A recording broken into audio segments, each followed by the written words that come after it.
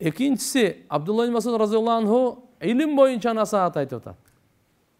Надандыктан чыккыла. Жахалаттан, саватсыздыктан чыккыла. Илим, аз көп эле илим ала эле. Дүниөнүн илимин шарият тыйган жери жок. Шарият тыйган жери жок. Бирок кандай илим? Казинонун илими эмеспи? Арак чыгаргандын илими эмеспи? Адамдын канын төгө турган илим эмеспи? Мындай илимдер дагы бар. Адамды сыйкырлай турган дагы илим бар. Дуалай турган дагы илим бар. Арам илим эмеспи? Арамга алып барат. Дозок алып бара турган илим эмеспи? Илим дегенде эле бардыгы эле токтогула.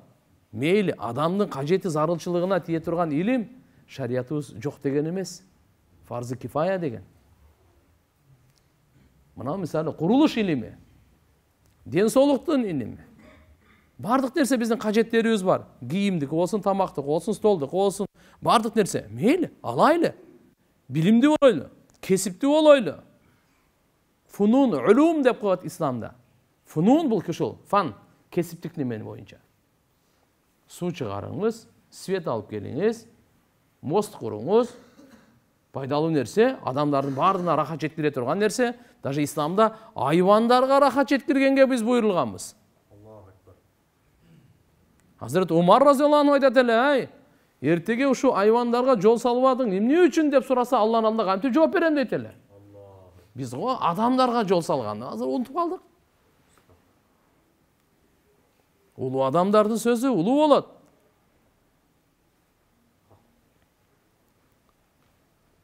Демек тугандар, мынакей билим алайлы, билим. Илим. Алгаш адал арамдын илимин алып албайлы. Кандай дейсиздер? Динибиздин илимин алайлы. Эмнеден жаралган деген илимди алайлы. Кантип жаралган, ким жараткан, эмне үчүн жараткан? Дүнүйө боюнча китепти аңтарыңыз. Сизге ислам дининден башка диндин китеби башка буну айтып бере албайт эч бир. Аңтарыңыз бардыгын, буга жооп бере албайт. Негизги биринчи илимди алайлы. Кудайлык илимди алайлы. Бул ааламдын кожоюнунун илимин алайлы. Андан кийин мыналар ким математиканы ким жоктоп атат? Биологияны ким жоктоп атат? Литература, химия, физиканы ким жоктоп атат? Биз айтып атканыбыз мына илимди унутпайлы. Эң маанилүү түбөлүктүү керек илим ушулчу. Мен сиздикин жокко чыгарбай турам, мен мынаны айтып атам. Бул илимден максат эмне? Дин илиминен максат тугандар Алладан коркуу. Көп нерсени билбей, кичине эле нерсени билет, Кудайдан корксо, бул илимдин максаты бар буда. Көп нерсени билип амал кылбаган, аз нерсе билип амал кылган ушул жакшыраак. Ушул жакшыраак.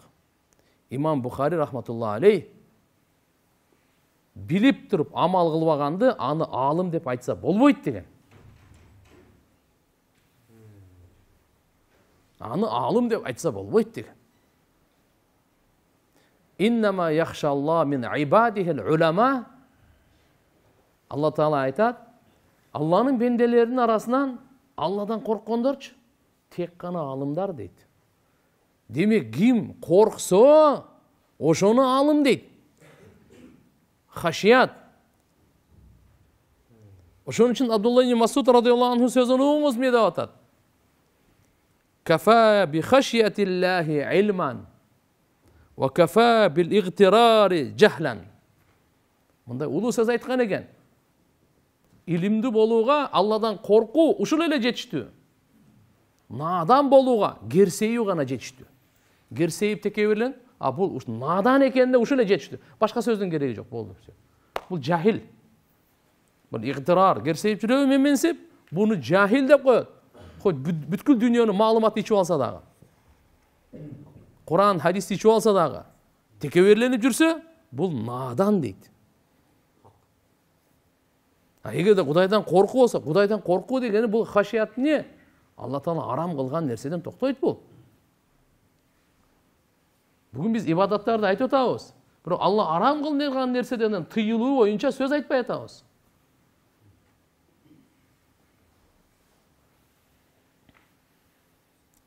Илимдин мөмөсү, илимдин жемиши, берекеси хашият менен коркууда. Алладан корку келе берсе, илимдин берекесин ала беребиз. Илимдин жемишин ала беребиз, пайдасын ала беребиз туугандар.